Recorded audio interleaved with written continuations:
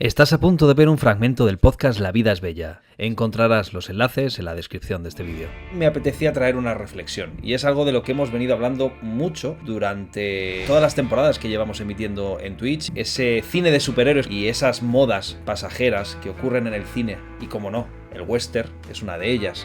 Entonces me apetecía hacer una pequeña reflexión con algo que ha pasado, que está pasando y que va a pasar. El western, como cualquier otra moda cultural, tuvo su origen, su auge y su decadencia, siendo uno de los géneros más exitosos del cine americano y habiendo regalado algunas de las mejores películas de su época durante décadas. Tal fue el éxito del western que en Europa también pasó a ser el género favorito de muchos estudios y directores, a pesar de pillarnos bastante lejos. A mí una cosa que siempre me pareció muy curiosa. Especialmente los italianos, que eran expertos en apuntarse a esto de las modas en el cine, y hasta los 80-90 muy buenos imitando géneros e imitando también películas. Además, España hizo una aportación muy importante a este género gracias a que fuimos la localización favorita para rodar muchas de estas películas, algunas de las que han pasado la historia del cine como grandes western, pues bueno, como la que tengo aquí acompañándome, la trilogía del dólar, ¿no? Que además aquí en Europa pasábamos a rodar con actores que hablasen inglés, como Clint Eastwood, que eran considerados actores de segunda en su momento en Estados Unidos, pero que aquí encontraron un lugar para hacer producciones más económicas, más baratas y ganarse la vida.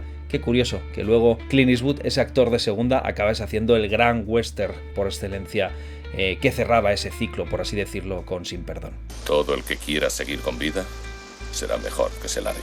Por cierto, era tal esta cuestión de la que hablo que algunos actores y directores se ponían seudónimos americanos para aparecer películas americanas, anglosajonas, y poder exportarlas a Estados Unidos.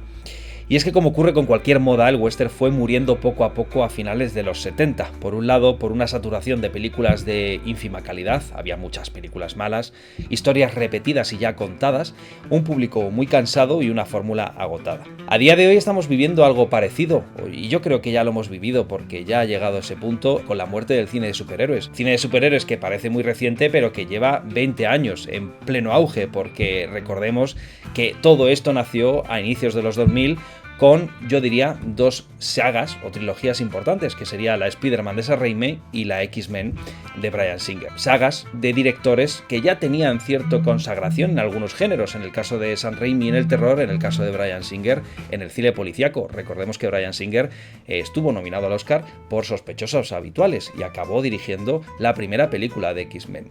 Gracias a estos dos directores, el cine de superhéroes resurgió en un momento en el que parecía que eso era algo de niños o de solamente los amantes de los cómics, y al final consiguieron llegar al gran público con películas muy caras, muy costosas, pero que funcionaron muy bien.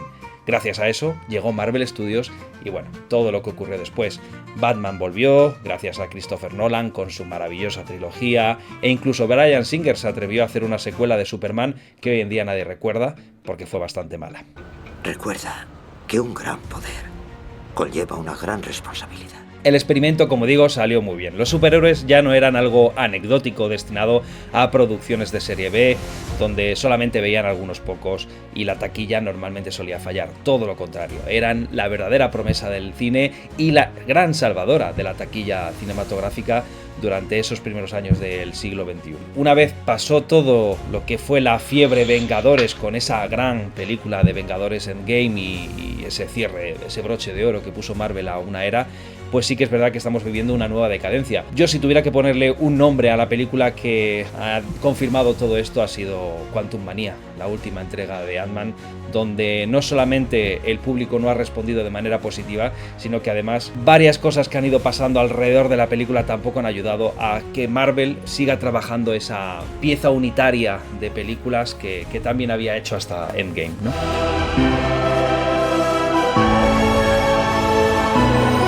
Pues ahora, como digo, estamos viviendo esa decadencia. Esto no quiere decir que en un futuro ya no vayamos a tener buenas películas de superhéroes, todo lo contrario. Como bien hemos visto con el western, ahora llegamos seguramente al mejor momento, a ese momento en el que de vez en cuando aparecerá una película de superhéroes, no 27 al año, y será muy buena, porque será una película hecha con mimo, con cariño, tal y como pasó en su momento con Christopher Nolan y la saga de Batman, por ejemplo. Pero sí que soy imparable. ¿Pero qué está ocurriendo en estos momentos? Bueno, pues estamos viendo el nacimiento de una nueva moda, y esto aseguro que va a seguir pasando al menos durante los próximos 10, 15, 20 años, como ha ocurrido con el western y como ha ocurrido con los superhéroes. Y estoy hablando de las adaptaciones de videojuegos al cine. Ya es sabido que el talento a día de hoy se ha mudado bastante al mundo de las series y al mundo de los videojuegos. Pues qué curioso que el mundo serie y el mundo videojuegos se han dado la mano con algunas producciones que están siendo un rotundo éxito y que yo el primero desconfiábamos muchísimo. Hace poco se acaba de estrenar en Amazon la serie de Fallout. Os la recomiendo profundamente, pero además os la recomiendo si sois conocedores del juego porque es una verdadera maravilla. No la he terminado de ver todavía, pero desde luego como adaptación cinematográfica de lo que es Fallout y lo que supuso ese videojuego para los que lo hemos jugado, una pasada. Fallout es una historia muy desconocida para el gran público, a no ser que sea un jugador de videojuegos, y Fallout ya era un juego muy de nicho. Es un universo súper gamberro, post-apocalíptico, muy distópico, muy chulo, que ha llegado al gran público y que de repente a todo el mundo le interesa Fallout. Es como cuando un buen libro de repente tiene una adaptación en película y todo el mundo se quiere leer el libro. No me parece para nada algo negativo, todo lo contrario, me parece muy positivo porque democratiza historias que son muy buenas, pero que eran muy desconocidas por pertenecer a una industria que, bueno, pues el gran público no conoce o no conoce tanto como sí lo conoce el cine o las series.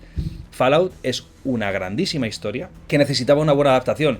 Y escuchad, en Fallout quien está detrás es Jonathan Nolan, el hermano de Christopher Nolan, guionista del Caballero Oscuro, guionista de Memento, guionista de Interestelar, y es el director y guionista principal y productor de la serie de Fallout. O sea, hablamos de palabras mayores, ya no es un fulano que le contratan para hacer la adaptación de Street Fighter. Estamos hablando de pesos pesados de la industria que se meten en el proyecto de hacer este tipo de adaptaciones porque conocen el potencial que hay en estas historias. Y es que Fallout tiene un potencial tremendo, de verdad. Necesitarás muchas más drogas.